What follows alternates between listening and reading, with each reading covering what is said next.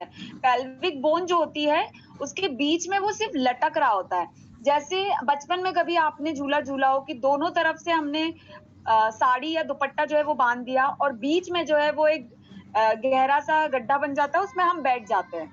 साड़ी का अगर या कपड़े का आपने कभी झूला बनाया हो, बनाया है कभी? Yes ma'am. Yes yes. ठीक है, बिल्कुल उसी तरीके से जो गर्भाशय है, जो यूट्रस है, वो पेल्विक बोन के बीच में लिगामेंट के सपोर्ट से बीच में लटक रहा होता है। ठीक है, एक इमेज मैंने भेजी है जिसमें आपको दिख रहा होगा कि साइड में बोनी एरिया है और बीच में जो है वो स्ट्रिंग जैसे तार के माफिक जो है वहां पर यूट्रस को वो होल्ड करके रखे हुए हैं। कुछ लिगामेंट्स हैं, वो लिगामेंट कौन कौन से होते हैं जो उसको अपनी नॉर्मल पोजीशन पे रखने के लिए जिम्मेदार हैं। वो पहला लिगामेंट होता है ट्रांसवर्स सर्वाइकल लिगामेंट होता है, जो उसको अपनी एनाटॉमिकल पोजीशन पे होल्ड करने के लिए रिस्पॉन्सिबल है। दूसरा जो लिगामेंट होता है वो लेवेटर एनाई, ठीक है, ये होता है जो उसको होल्ड करके रखेगा और सपोर्ट करके रखेगा। ये दोनों जो हैं वो उसको अपनी पोजीशन पे रखने के लिए रिस्पॉन्सिबल है। अब किन में ये प्रोलैप्स की कंडीशन आ जाएगी? ऐसी महिलाएं जैसे रबड़ है, रबड़ को जब आप अननेसेसरी का प्रेशर देंगे, अननेसेसरी उसके ऊपर दबाव डलेगा, तो क्या होगा? वो थोड़ी देर बाद नीचे की तरफ लटकना शुरू हो जाएगा, राइट? इसी तरीके से जब इन लिगामेंट्स के ऊपर यूट्रस का प्रेशर पड़ता है, अननेसेसरली का बहुत प्रेशर पड़ रहा है, जैसे कि ट्विन प्रेगनेंसी में, ट्रिपलेट प्रेगनेंसी में, या ऐसी महिलाएं जिन्होंने एक से ज्यादा बार बच्चों को डिलीवर करा है, डिलीवरी हुई है, उससे क्या होगा? गर्भाशय का प्रेशर लिगामेंट्स के ऊपर बार बार पड़ रहा है। लिगामेंट कुछ नहीं, एक रबड़ के जैसे होते हैं, वो उनके ऊपर बार बार प्रेशर पड़ेगा, बार बार खींचने की वजह से उनकी स्ट्रेंथ जो है वो चली जाएगी, और जब उनकी स्ट्रेंथ चली जाएगी तो वो यूट्रस को रिलैक्स कर देगा और यूट्रस नीचे की तरफ खसक जाएगा। ठीक है, तो इस तरीके से गर्भाशय जो है वो अपनी पोजीशन को छोड़ के नीचे की तरफ जो है वो खसकना शुरू हो जाता है।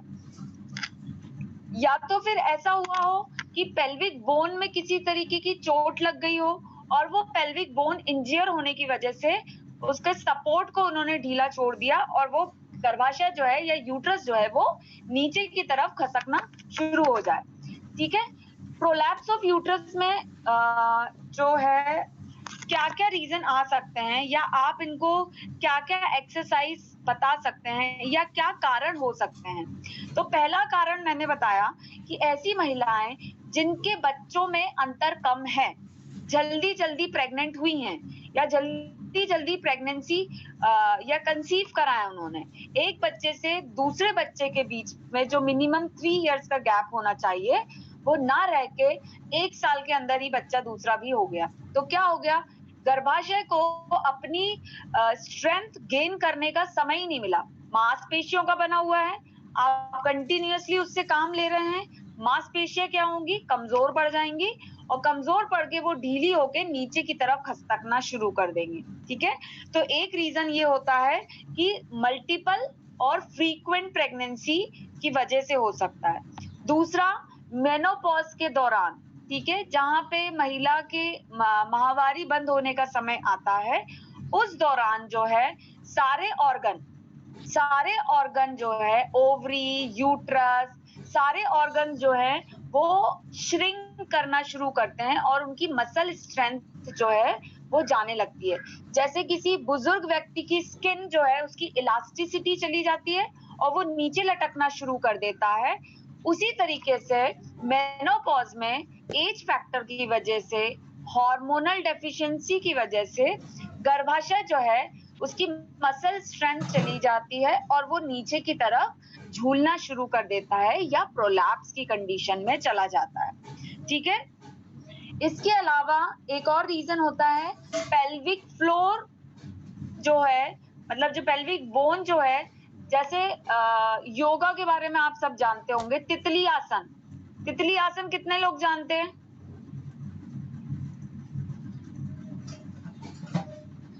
पर जो घुटनों से ऐसा बैठ के ऐसा घुटने ऊपर नीचे करते हैं मैम, आगे करके और घुटने जो है वो हम फ्लैप करते हैं इस तरीके से, जैसे तितली अपने पंख को करती है, ठीक है। तितली आसन जो है वो क्या करती है, जो पेल्विक फ्लोर है, पेल्विक बोन वाला जो हिस्सा है, उसकी मसल को स्ट्रेंथ देने का काम करती हैं।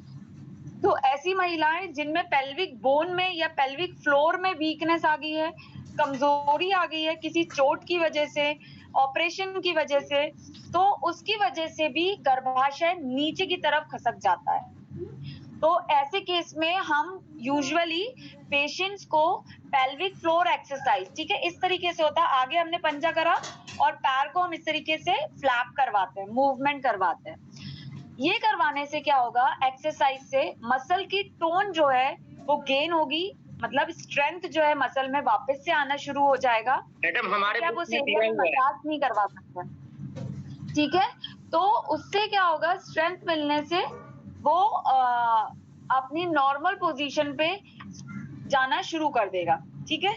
कई बार ये होता है कि बहुत लंबे समय से खांसी अगर किसी को चल रही हो और उस खांसी की वजह से पूरा प्रेशर जो है वो एब्डोमेन पे पड़ना शुरू होता है, ठीक है, मतलब कि इंट्रा एब्डोमिनल प्रेशर जो है वो धीरे धीरे बढ़ना शुरू हो जाता है।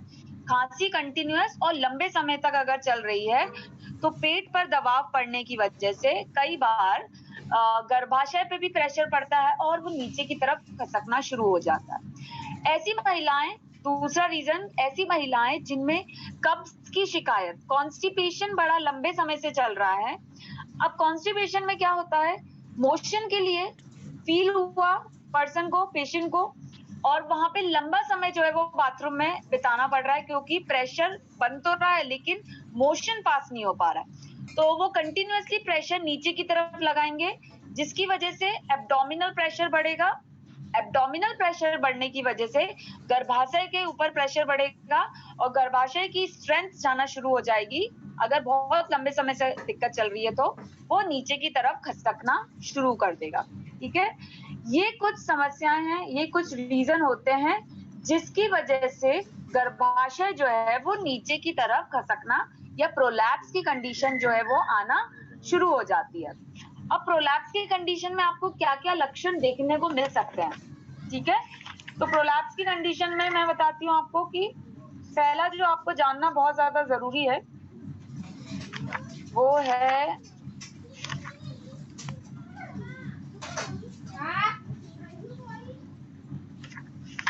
कि क्या क्या इसमें लक्षण आएंगे। आपकी बुक में शायद साइन एंड सिम्टम्स नहीं दिए हैं, फिर भी मैं बता दे रही हूँ आपको कि क्या क्या साइन एंड सिम्टम्स इसमें देखने को मिल सकते हैं। तो पहला सिम्टम इसमें जो आएगा वो ये रहेगा कि ब्लैडर से related pressure symptom. Pressure symptom मतलब जैसे गर्भाशय है, गर्भाशय जो है उसकी अगर हम एनाटॉमिकली देखें तो यूट्रस जो है वो आगे एंटीरियरली ब्लैडर से सपोर्टेड होता है। एक डायग्राम मैं आपको बना के बता रही हूँ।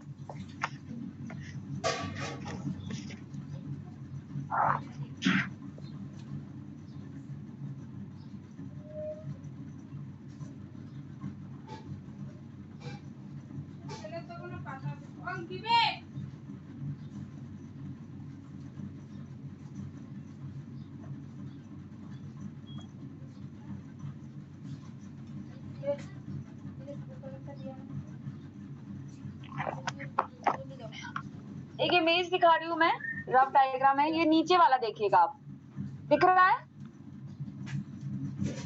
यस मैम, दिख रहा है मैम। हाँ मैम दिख रहा है। ये जो आगे की तरफ जो झुका हुआ वाला हिस्सा है, ये वाला, ये यूट्रस है। यूट्रस नॉर्मली एनाटॉमिकली इसी तरीके से जे शेप्ड होता है, ठीक है। उसके आगे जो है वो ब्लैडर होता है, बेस ऑफ दी ब्लैडर के ऊपर उसका फंडस रेस्ट करता है। यूट्रस गर्भाशय जो है उसके ऊपर रेस्ट करता है जब उसके ऊपर प्रेशर बढ़ता है, और पीछे की तरफ पोस्टीरियरली रेक्टम होता है, ठीक है, क्लियर। तो कई बार प्रेगनेंसी के दौरान आप लोगों ने एक सिम्टम देखा होगा कि बार बार यूरिन के लिए महिलाओं को जाना पड़ता है या उन्हें आगे जाके जो है कब्ज की शिकायत होने लगती है। वो क्यों होती है? जब गर्भाशय जो है वो ब्लैडर के ऊपर रेस्ट करेगा तो उसका एरिया, उसका रूम जो है वो छोटा हो जाएगा और यूरिन जल्दी जल्दी फिल होगा और बार बार लेडी को जो है वो यूरिनेशन की डिजायर होगी, ठीक है। अब इस कंडीशन में प्रेशर सिम्टम प्रोलैप्स अपनी एनाटॉमिकल पोजीशन से खसक गया, तो अब यूट्रस क्या करेगा, कंप्लीटली ब्लैडर के ऊपर जाके आराम करेगा, क्योंकि उसकी वीकनेस आ गई है, मसल की वीकनेस, तो वो ब्लैडर के ऊपर जाके रेस्ट करेगा यूट्रस। तो जब ब्लैडर के ऊपर जाके रेस्ट करेगा तो प्रेशर सिम्टम्स जो है वो डेवलप होंगे, जिसे हम बोलते हैं कि बार बार फ्रीक्वेंटली मिक्सचुरेशन या यूरिन का आभास बने रहना, यूरिन कर आने के बाद भी ऐसा लगना कि अभी भी यूरिन जो है वो रह गया है और उसे पास करने के लिए जाने की इच्छा बने रहना, ठीक है, इसे हम बोलते हैं प्रेशर सिम्टम।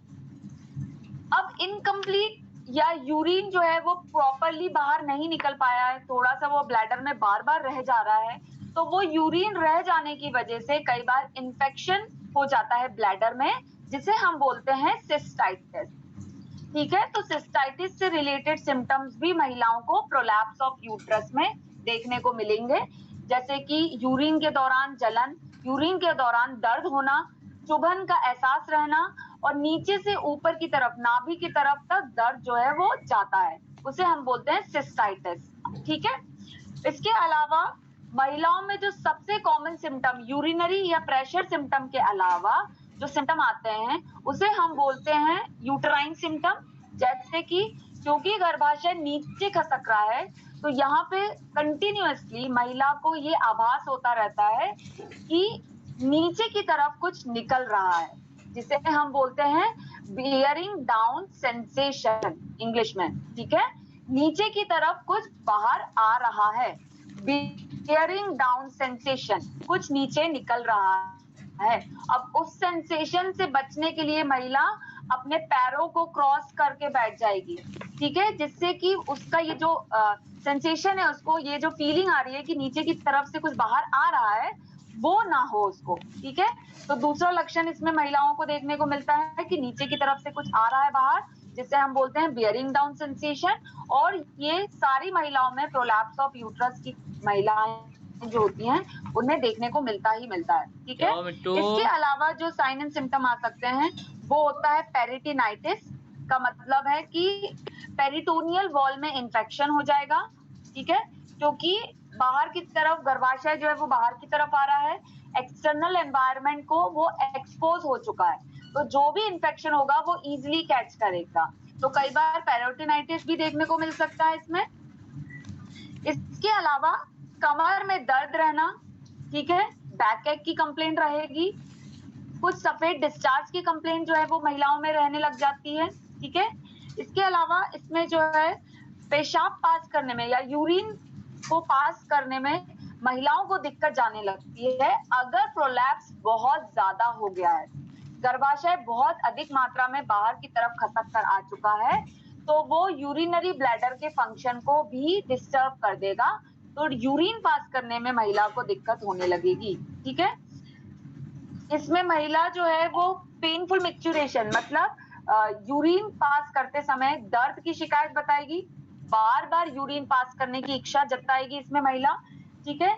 खांसने पर, छींकने पर, जोर से बोलने पर या बहुत तेज हंसने पर यूरिन को होल्ड नहीं कर पाएगी, यूरिन ऑटोमेटिकली जो है वो लीक कर जाएगा, इसे हम कहते हैं स्ट्रेस इनकॉन्टिनेंस, ठीक है।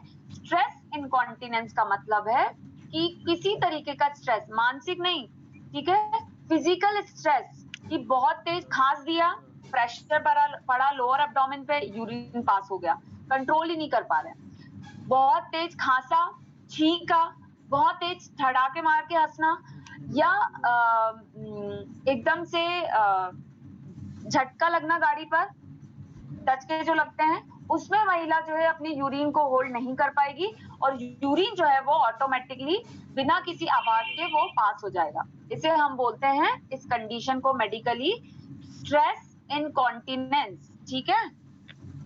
कई बार ऐसा भी हो जाता है कि यूट्रस बहुत बाहर आ गया है, ब्लैडर को उसने कंप्लीटली दबा दिया है और यूरिन के आउटलेट के लिए जगह ही नहीं बची, तो कई बार यूरिन कंप्लीटली रिटेन हो जाता है, बाहर आ ही नहीं पाता है या यूरिन पास नहीं कर पाती महिला, अंदर ही अंदर कलेक्ट होना शुरू हो जाता है ब्लैडर में, जिसे मेडिकली हम बोलते हैं retention of retention of urine. ठीक है, ब्लैडर के अंदर यूरिन जो है वो रिटेन ठहर जाती है, इकट्ठा होने लग जाती है, तो उससे हम बोलेंगे रिटेंशन ऑफ यूरिन। ठीक है, लास्ट और नेक्स्ट जो सिम्टम आता है वो आता है मोशन से रिलेटेड। मोशन मतलब कि स्टूल पास करने में, फ्रेश होने में महिला को दिक्कत होती है, डिफिकल्टी होती है। तो कई बार जो है वो महिला को कब्ज की शिकायत और ज्यादा बढ़ जाती है इसमें, क्योंकि प्रेशर, गर्भाशय जो है वो ब्लैडर के साथ साथ रेक्टम को भी प्रेस करना शुरू कर देता है। तो जब रेक्टम को भी प्रेस करेगा तो उसको जगह ही नहीं मिल पाएगी कि वो मोशन को इजिली बाहर जो है वो निकाल सके या हो सके। तो ये कुछ कंडीशन जो है इसमें देखने को हमें मिलती हैं। तो प्रोलैप्स ऑफ यूट्रस में अब हम क्या कर सकते हैं, इनको क्या रोकथाम या बचाव हम इससे कैसे करवा सकते हैं, महिलाओं को हम इस प्रोलैप्स ऑफ कंडीशन से कैसे बचा सकते हैं। तो पहला तो ये है कि अगर एपिजियोटोमी हुई है तो वो वहां के एरिया को क्लीन करे। डिलीवरी होने के बाद भारी सामान ना उठाए। अगर कोई बड़ा बच्चा है उसका खुद का पहला, तो उसको भी गोदी में ना ले, क्योंकि प्रेशर जो है वो गर्भाशय पे पड़ेगा, और गर्भाशय पे प्रेशर पड़ा तो वो नीचे की तरफ खसकना शुरू हो जाएगा। ठीक है, दूध पिलाते समय जो है महिलाओं को हम एडवाइस करेंगे कि अपने बच्चों को वो प्रॉपरली दूध पिलाएं, पैरों को क्रॉस करके जो है आलती पालती जिसे हम बोलते हैं, उस पोजीशन में रहकर वो बच्चों को दूध पिलाएं। भारी बाल्टी जो है वो झुक के एकदम से ना उठाएं। बच्चे को भी उठाना है तो वो पूरा नीचे बैठकर फिर धीरे से उठे, एकदम झटके से कोई भी काम नहीं करना है, जिससे कि लोअर एब्डोमेन या गर्भाशय पे प्रेशर पड़े और वो नीचे की तरफ खसक जाए। ठीक है, इस कंडीशन में दूसरा हम ये बोल सकते हैं उन्हें कि योग आसन में पेल्विक फ्लोर एक्सरसाइज, तितली आसन। ठीक है, तितली आसन करें, जिससे कि पेल्विक जो बोन्स हैं, पेल्विक फ्लोर की जो मसल हैं बोन की, उन्हें स्ट्रेंथ मिले, ताकत मिले, और वो उसको यूट्रस को अच्छे से होल्ड करके रखे। दूसरा एक और आसन होता है, उसका नाम मुझे याद नहीं, लेकिन आप लोगों को शायद पता होगा, जिसमें कि सांस को होल्ड करके जेनाइटल एरिया को ऊपर की तरफ हम थोड़ी समय के लिए खींच के रखने के लिए बोलते हैं। जैसे आपको बहुत तेज टॉयलेट आई हो और आपको जगह जाने के लिए, तो आप क्या करते हैं, जनानम को ऊपर की तरफ। नहीं सर, मूल बंद, उसको नहीं, मूल बंद कहते हैं, मूल बंद यही बोलते हैं उसको, मूल बंद। हाँ जी, मूल बंद जो लगाना बोलते हैं। ये वाला आसन जो है पेल्विक फ्लोर एक्सरसाइज के अलावा आप ये एडवाइस कर सकते हैं, जिससे कि मसल को स्ट्रेंथ मिलती है, गर्भाशय के मसल्स जो हैं और उसके जो सपोर्टिंग ऑर्गन्स जो हैं उन्हें स्ट्रेंथ मिलेगी, ताकत मिलेगी, और वो वापस चांसेस होते हैं कि वो वापस अपनी पोजीशन पे जाने लग जाए। ठीक है, क्योंकि यहाँ पर हम मसाज नहीं दे सकते हैं, पर एब्डोमिनली भी आप मसाज नहीं दे सकते हैं, या आप अंदर हाथ डाल के मसाजिंग नहीं कर सकते हैं गर्भाशय की। तो यहाँ पे ये योग आसन बड़ा अच्छा काम करता है, तो उन्हें हम बताएंगे कि योग आसन करें। लेकिन अगर इसके बावजूद गर्भाशय बहुत अधिक मात्रा में बाहर की तरफ निकलता जा रहा है, पीछे नहीं जा रहा है, उसको हाथ से सपोर्ट करने के बाद भी अंदर नहीं जा रहा है, तो यहाँ पर हिस्टेरेक्टोमी जो है वो एडवाइस कर दी जाती है। गर्भाशय को हम रिमूव कर देते हैं, ठीक है, जिसे हम मेडिकली बोलते हैं हिस्टेरेक्टोमी। ठीक है, प्रोलैप्स ऑफ यूट्रस ये था आपका। तो प्रोलैप्स ऑफ यूट्रस में आपको सपोर्ट याद रखना बहुत ज्यादा जरूरी है कि कौन कौन से लिगामेंट उसको सपोर्ट करके रखते हैं। मैं एक और इमेज भेज रही हूँ, वो भी आप याद कर लीजिएगा उसको। मैम हमारे पास तो पहुंच ही नहीं रहा। पहुंचेगा। मैडम इनका सर्जरी के अलावा और कोई मेडिसिन में है फर्स्ट स्टेज में इलाज? फर्स्ट स्टेज में मैंने बताया ना कि उनको हैवी वेट नहीं उठाना, हैवी एक्सरसाइज नहीं करनी है, योगासन बहुत अच्छा काम करेगा इसमें। ठीक है, Yes, madam. Madam, is there any homeopathic medicine, ma'am? हाँ, होम्योपैथिक मेडिसिन है। Yeah, please suggest us, ma'am. Homeopathic medicine में सीपिया आती है, लिनियम टेग आती है, ठीक है, बेलाडोना है। ये कुछ दवाइयां हैं जो कि इंडिकेटेड हैं, लिखी हुई हैं कि प्रोलैप्स ऑफ यूट्रस अगर फर्स्ट स्टेज है, सेकंड स्टेज है, तो यहाँ पर एक्सरसाइज योगा के अलावा, योगा के साथ साथ आप होम्योपैथिक मेडिसिन भी दे सकते हैं, सर्जरी की जरूरत नहीं पड़ेगी, ठीक है। तो ये मैंने कुछ 2 और इमेजेस जो हैं वो वशिष्ठ जी को फॉरवर्ड करी हैं, वो आप लोगों के साथ शेयर कर लेंगे। ये सपोर्ट आप याद कर लीजिएगा, ठीक है। मैम एक मैडम हमारे थे इसके, तो वो लोग क्या किए थे मैम, सेम ऐसा प्रोलैप्स ऑफ यूट्रस में ये कपड़े का ऐसा चुट्टा जो बनाते हैं ना, बना के उसके ऊपर बिठाए थे मैम, तो वो क्या है थोड़ा बोलिए। उसे बोलते हैं रिंग पैसरी। पैसरी ट्रीटमेंट है। यूट्रस बहुत ज्यादा वीक हो गया है, रिंग लगा के, ऑपरेटिव प्रोसीजर है, रिंग लगा के उसको पीछे की तरफ खींच लिया जाता है, उसे हम बोलते हैं पैसरी ट्रीटमेंट, ठीक है। वो भी हॉस्पिटल सेटअप नहीं होगा, इस तरीके से नहीं हो पाएगा, ठीक है। ओके, मिल गई इमेज आप लोगों को? इमेज देख ली आप लोगों ने? Yes, madam. Yes. नहीं मैम, अभी तो जब प्लेसेंटा का मेजर पोर्शन में यूट्रस के अंदर रहता है तो फिर क्या होता है? क्या?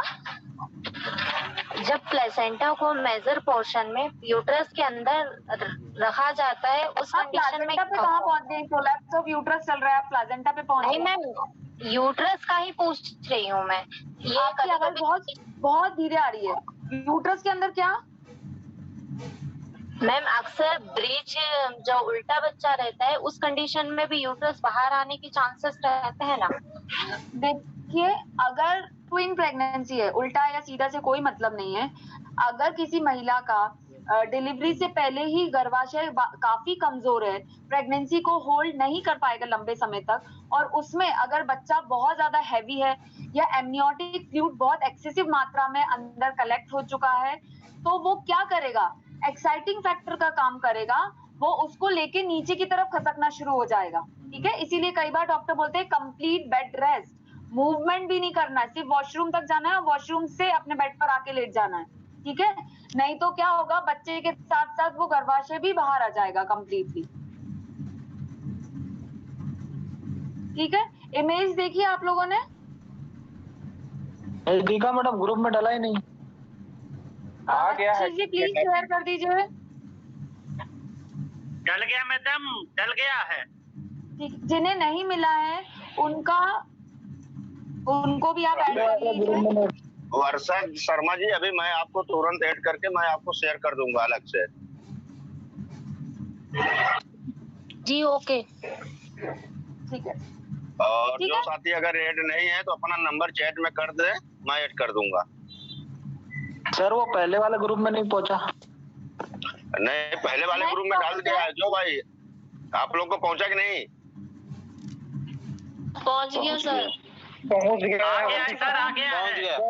आ गए 3 फिगर आ गए हैं, 3 फिगर आ गए हैं, 3 फिगर। वो 3 इमेजेस अगर आपको समझ में आ गई, देखिए यूट्रस को अपनी पोजीशन में रहने के लिए ये लिगामेंट का स्ट्रांग होना जरूरी है।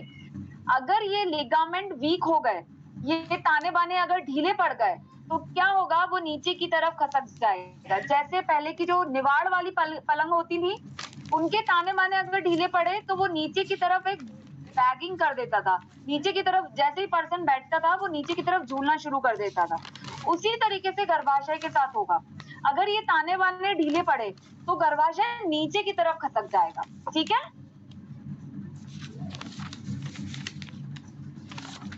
मैम, लिगामेंट्स की मजबूती के लिए कोई विटामिन थेरापी भी होती है जी? कोई विटामिन थेरापी भी इसमें काम कर सकती है लिगामेंट को मजबूत करने के लिए? विटामिन का कोई रोल नहीं है, ये मसल रिलेटेड प्रॉब्लम है। वीकनेस जो है वो फिजिकल वीकनेस लेडी की आ रही है, ऑर्गेनिक वीकनेस जो है किसी फैक्टर की वजह से आ रही है, ठीक है। जैसे कि हार्ट की मसल्स अगर वीक हो जाएं तो वो पंप करना बंद कर देंगी। आप वहां पे आप कितना ही विटामिन ले लीजिए, जब तक कि हार्ट की वॉल्स को रिपेयर नहीं किया जाएगा तब तक उसको स्ट्रेंथ नहीं मिलेगी, राइट। उसी तरीके से यहाँ पे यूट्राइन लिगामेंट्स या उसकी जो वॉल्स होती हैं वो वीक हो जाती हैं, या हम कह सकते हैं उस महिला के एज के कंपैरिजन में उस ऑर्गन की एज ज्यादा हो जाती है। जैसे कई बार चश्मा लग जाता है तो हमारी एज तो 12 साल है, लेकिन हमारी आंखों की उम्र जो है वो 30 साल की पहुंच गई है, इसीलिए चश्मा लग गया।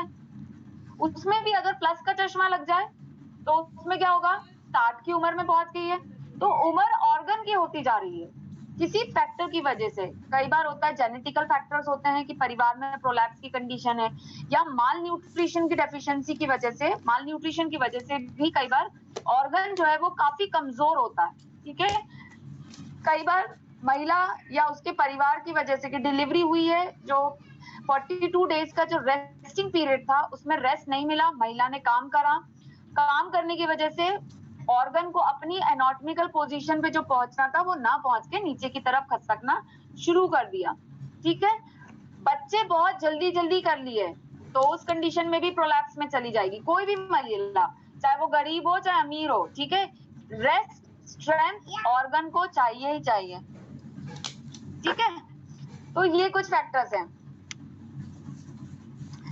इसका बचाव ये है कि कॉन्स्टिपेशन ना होने दें, बहुत लंबे समय तक अगर खांसी चल रही है तो उसे भी ना होने दें, बच्चों में प्रॉपर गैप करके रखें। बेटा गिर जाओगे, प्लीज गिर जाओगे, आप लग जाएगी, नीचे चलें। ठीक है, बच्चों में प्रॉपर गैप करके चलें और डिलीवरी के बाद प्रॉपर रेस्ट दिया जाए महिला को, तो प्रोलैप्स की कंडीशन नहीं होगी।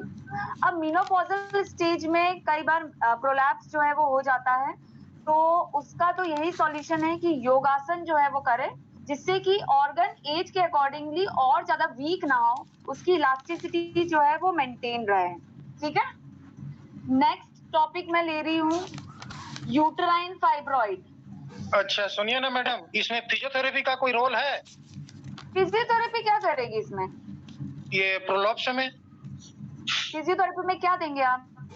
नहीं मैं पूछ रहा हूँ इसमें कोई है क्या? देखिए, फिजियोथेरेपी में अगर जॉइंट से रिलेटेड प्रॉब्लम आ रही है, बहुत अच्छा काम करेगी फिजियोथेरेपी।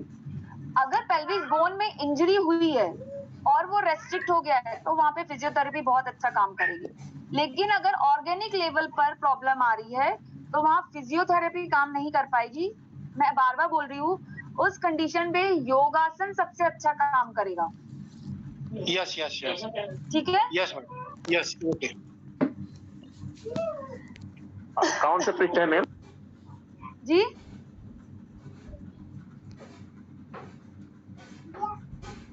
एक इमेज में और आपके साथ शेयर कर रही हूँ। मैडम मैं पूछना चाहूँगा, इसमें रिंग लगा के कितने दिन के लिए रिलीफ हो सकता है? देखिए, वो ऑपरेटिव प्रोसीजर है और उस ऑपरेटिव प्रोसीजर पे अप्रोक्सीमेटली अगर बहुत ज्यादा, बेटा प्लीज, ठीक है, अगर अर्ली प्रेगनेंसी है और उसके साथ प्रोलैप्स हो जा रहा है और प्रेगनेंसी को होल्ड करवाना है तो हम एडवाइस करते हैं कि अप्रोक्सीमेटली 18 वीक्स तक वो पैसरी जो है वो अंदर प्लेस रहे 18 वीक तक। अर्ली प्रेगनेंसी में अगर प्रोलैप्स होना शुरू हुआ, जैसे शाहीन जी का या किसी का तो प्रश्न था कि प्रेगनेंसी के दौरान अगर प्रोलैप्स हो रहा है, तो उस कंडीशन में डॉक्टर जो है अर्ली स्टेज ऑफ प्रेगनेंसी में अगर पता चल रहा है प्रोलैप्स, तो हम 18 वीक के लिए अप्रोक्सीमेटली जो है वो एडवाइस करते हैं कि उस पैसरी को या उस रिंग को अंदर की तरफ रह के उसको ऊपर की तरफ खींच के रखें, ताकि यूट्रस जो है वो अपनी पोजीशन पे रहे। ठीक है, इससे ज्यादा समय तक के लिए नहीं रख सकते हैं। ओके थैंक यू मैम जी। अब मैं नेक्स्ट टॉपिक ले रही हूँ, उसकी मैं फोटो भेज रही हूँ, आप प्लीज उसको देख लीजिएगा एक बार। योमिका, ना आप बैठ पा रही हो ना मैं बैठ पा रही हूँ बेटा।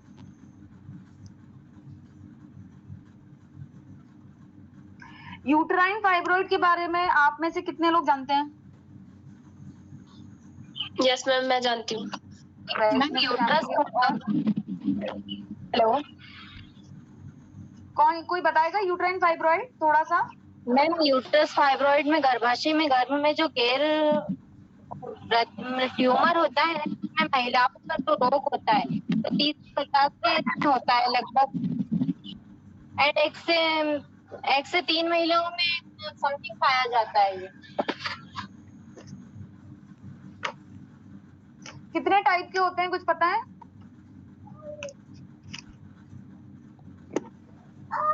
कितने टाइप के होते हैं? आप बताइए मैडम। मैं बता रही हूँ कि इमेज, इसीलिए मैं भेज रही हूँ, आप लोग प्लीज उसको ध्यान से देखें एक बार।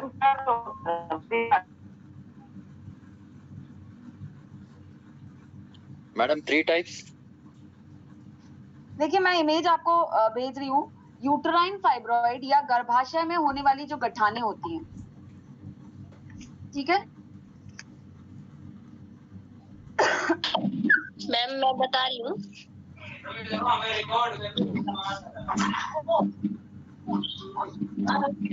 मिला आपको, इमेज मिली?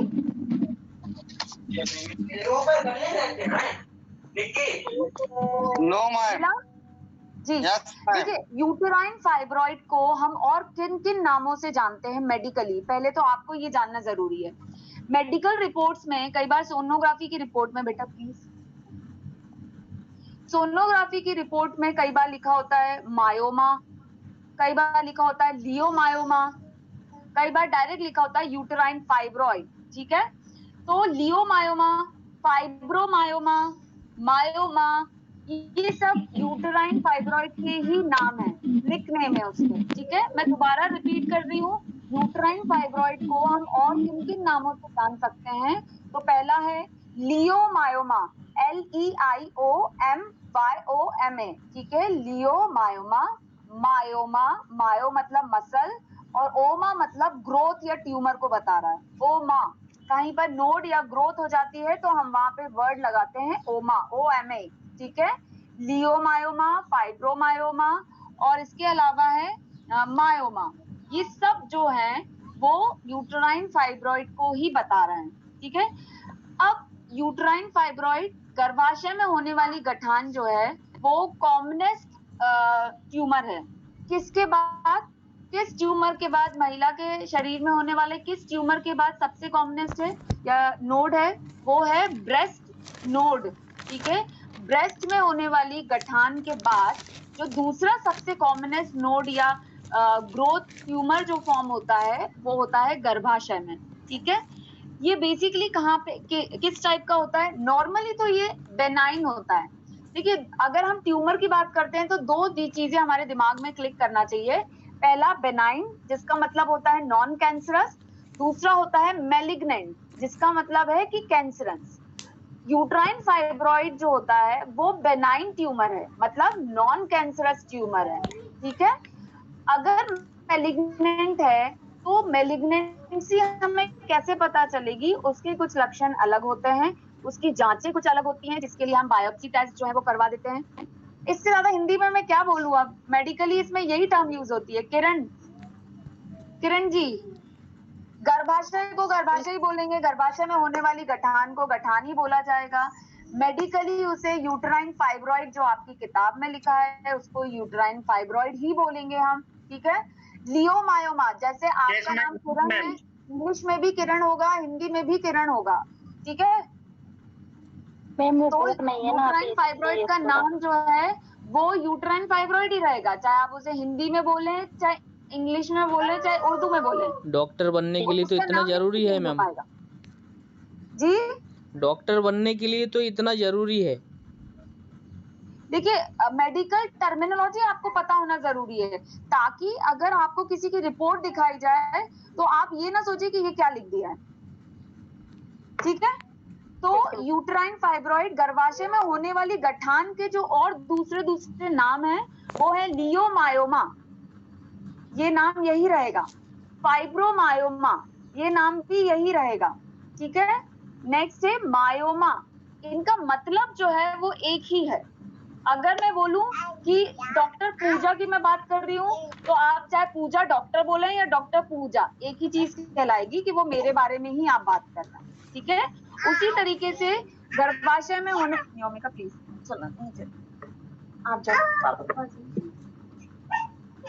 गर्भाशय में होने वाली जो गठान है उसकी अगर हम बात करेंगे तो वो यही रहेगा कि लियोमायोमा, फाइब्रोमा या मायोमा की हम बात कर रहे हैं, ठीक है। अब ये बेनाइन ट्यूमर होता है, क्लियर, आप समझ लीजिए कि ये नॉन कैंसरस है। बेनाइन का मतलब है कि कैंसरस नहीं है, ये कैंसर सेल नहीं है, ठीक है। दूसरा, ये कनेक्टिव टिश्यूज जो होते हैं, स्मूथ मसल्स, मतलब कि गर्भाशय की जो मस्कुलर लेयर है, myoma, myometrium, endometrium, myometrium, perimetrium, जो बीच वाली लेयर होती है मायोमेट्रियम, वो मस्कुलर लेयर है, मांसपेशियों की बनी हुई लेयर है, ठीक है। उस लेयर में जब किसी तरीके की गठान बन जाती है तो हम उसे बोलते हैं मायोमा, ठीक है। क्लियर हुआ यहाँ तक? तीनों और एक बार बोलिए, एंडोमेट्रियम, मायोमेट्रियम। देखिए, गर्भाशय में तीन लेयर होती हैं, अंदर से बाहर की तरफ मैं बता रही हूँ। कौन सी लेयर मस्कुलर है? मायो मतलब होता है मसल। अब इनमें से सीधा सीधा उसके नाम से समझ में आ रहा है कि गठान जो है वो मस्कुलर लेयर में हो रही है। तो मस्कुलर लेयर कौन सी है? तो पहला है एंडोमेट्रियम, उसमें नहीं होगा। दूसरा है मायोमेट्रियम, तो मायोमा, ओमा, ग्रोथ या ट्यूमर, मायोमा, मायोमेट्रियम में अगर हो रही है तो हम उसे बोलेंगे मायोमा, ठीक है। फिर लास्ट लेयर होती है पेरीमेट्रियम, उसमें नहीं होगा, मायोमेट्रियम में होगा, ठीक है। अब आपको जो मैंने इमेज भेजी है, उस इमेज में देखिए आपको कितने टाइप की ग्रोथ दिख रही हैं। जिस लोकेशन पर है उस लोकेशन के हिसाब से उसका नामकरण किया गया, ठीक है। जैसे कि पहला है सब म्यूकस, ठीक है। सब म्यूकस कैसा है? जब ग्रोथ या गठान जो है गर्भाशय के अंदर की तरफ होना शुरू हो जाए, ठीक है। ट्यूमर या ग्रोथ जो है वो अंदर की तरफ ग्रो करे को हिंदी में अंदर की तरफ बढ़ना जब शुरू कर जाएगा गठान, ठीक है, तो हम उसे बोलेंगे सब म्यूकस, ठीक है। दूसरा है इंट्राम्यूरल, ठीक है। इंट्राम्यूरल को हम बोलते हैं और इंटरस्टिशियल। तो जो इंटरस्टिशियल पाला जो हिस्सा होता है यूट्रस में, अगर उस वाले एरिया में गठान अगर हो गई है तो हम बोलेंगे उसे इंट्रास्टिशियल। मतलब एक और है सब सीरस, ठीक है। तीसरा है सब सीरस, जहां पे गठान या ग्रोथ जो है वो पेरिटोनियम की सतह की तरफ बढ़ना शुरू हो जाए, सब सीरस। देखिए आपको एक इमेज दिख रही है, आउटसाइड द यूट्राइन कैविटी, जब ग्रोथ या गठान यूट्राइन कैविटी से बाहर की तरफ बढ़ना शुरू हो जाए तो बाहरी कौन सी लेयर होती है? पेरीमेट्रियम होती है, ठीक है। तो पेरीमेट्रियम की तरफ अगर ग्रोथ या गठान बढ़ना शुरू हो जाए, फैलना शुरू हो जाए, उसकी तरफ पहुंचना शुरू हो जाएगा तो हम उसे बोलेंगे सब म्यूकस, सॉरी सब सीरस, ठीक है। तो तीन आपको बेसिकली याद रखना है, इंट्राम्यूरल या इंटरस्टिशियल, दूसरा सब सीरस जहां पे गठान जो है वो पेरिटोनियम की पेरीमेट्रियम की तरफ ग्रो करना शुरू कर जाए, बढ़ना शुरू हो जाए उसकी तरफ, उसकी सतह की तरफ जाना शुरू हो जाए। तीसरा जो है वो है सब म्यूकस, जहां पर ग्रोथ जो है वो यूटेराइन कैविटी, गर्भाशय के अंदर की जो कैविटी है, गुफा है, उसके अंदर की तरफ बढ़ना शुरू हो जाए, ठीक है। तो हमने नाम किनके बेसिस पे दिया है कि ट्यूमर या ग्रोथ किस तरफ बढ़ रहा है। अगर वो अंदर की तरफ बढ़ना शुरू होगा यूट्राइन कैविटी की तरफ तो हम उसे बोलेंगे सब म्यूकस। बेटा प्लीज। मैम सेकंड वाली कौन सी है? जी सेकंड वाली कौन सी बोली थी? सब सीरस जी। सब म्यूकस, इंटरस्टिशियल या इंटरम्यूरल, ठीक है। इंट्राम्यूरल, इंट्रा सब सीरस पेरीमेट्रियम की तरफ जाएगी, ग्रो करेगी गठान। सब म्यूकस जो है वो यूट्राइन कैविटी के अंदर उसकी गठान ग्रो करके जाएगी, ठीक है। गर्भाशय की जो कैविटी है उसको आड़ा टेढ़ा कर देगी। इंट्राम्यूरल और इंटरस्टिशियल है, ठीक है। यहाँ तक क्लियर हुआ? Yes ma'am. मैं दोबारा बता रही हूँ, यूटराइन फाइब्रॉइड बेसिकली 3 तरीके की होती हैं। जिस तरफ वो ग्रो करेगा, गठान जिस तरफ बढ़ना शुरू होगी, उसके हिसाब से उसको नाम दिया है। अब आपको एक इमेज जो मैंने व्हाट्सएप करी है, उसमें मैंने कहीं पर इंग्लिश में लिखा भी है, आप उसको एक बार पढ़ें कि सब म्यूकस है। अगर सब म्यूकस यूटराइन फाइब्रॉइड है, गर्भाशय में गठान है, तो उसको नाम हमने इसीलिए दिया है कि वो है तो मायोमेट्रियम में, लेकिन उसकी गठान की ग्रोथ जो है, बढ़ने वाला हिस्सा जो है, वो अंदर की तरफ ग्रो कर रहा है, तो हमने उसको बोला सब म्यूकस। दूसरा, सब सीरस, जब मायोमेट्रियम से पेरीमेट्रियम की तरफ गठान की ग्रोथ जो है वो होना शुरू हो जाएगी, ठीक है, पेरिटोनियम को भी टच करना शुरू कर जाएगी, तो उस कंडीशन में हम बोलेंगे सब सीरस। लास्ट है इंट्राम्यूरल, ठीक है। जब इंट्राम्यूरल जब हम बोलते हैं, जब अंदर ही अंदर गठान जो है वो ग्रो करे, ना बाहर ना अंदर, अंदर ही अंदर वो अपनी साइज को बढ़ाती जा रही है, तो हम उसे बोलेंगे इंट्राम्यूरल। इंट्रा मतलब विद इन, उसी के अंदर ही वो बढ़ना शुरू हो रही है, तो हम उससे बोलेंगे इंट्राम्यूरल यूटराइन फाइब्रॉइड, ठीक है। ये किन महिलाओं में हमें सबसे ज्यादा देखने को मिलता है? तो ऐसी महिलाएं जिनकी उम्र जो है वो 35 से 35 से लेके 45 की उम्र तक की जो महिलाएं होती हैं, उनमें ही हमें सबसे पहले, सबसे ज्यादा या मोस्ट कॉमनली इन्हीं महिलाओं में हमें यूटराइन फाइब्रॉइड की कंडीशन देखने को मिलती है, ठीक है। लास्ट के 5 मिनट है, किसी का कोई क्वेश्चन है? Yes sir. बोलिए वैष्णवी जी। मैम कभी कभी स्कैनिंग के दौरान नेबोथियन सिस्ट वगैरह दिखती है यूट्रस कैविटी में। Nabothian cyst is completely different, uterine fibroid is completely different. Nabothian cyst जो है वो अल्सरेटिव ग्रोथ जो है वहां पे होने लगता है। सिस्ट है, ये ट्यूमर है। सिस्ट और ट्यूमर में अंतर है। सिस्ट जहाँ पे पानी इकट्ठा होना शुरू हो जाएगा तो हम उसे सिस्ट का नाम दे देते हैं, लेकिन ये ट्यूमर है, सेल्स का मल्टीप्लिकेशन हो रहा है, ठीक है, तो हम इसे ट्यूमर का नाम देते हैं।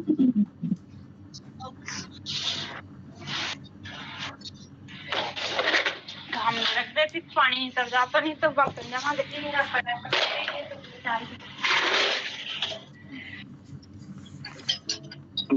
Hello ma'am. हेलो जी जी बोलिए। जी, क्या इसको मेडिसिन से मैनेज किया जा सकता? नहीं। हाँ बिल्कुल मैनेज किया जा सकता है फाइब्रॉइड, क्योंकि नॉन मैलिग्नेंट है, बेनाइन ट्यूमर है, तो आप मेडिकेशन से इसको बिल्कुल अच्छे से मैनेज कर सकते हैं।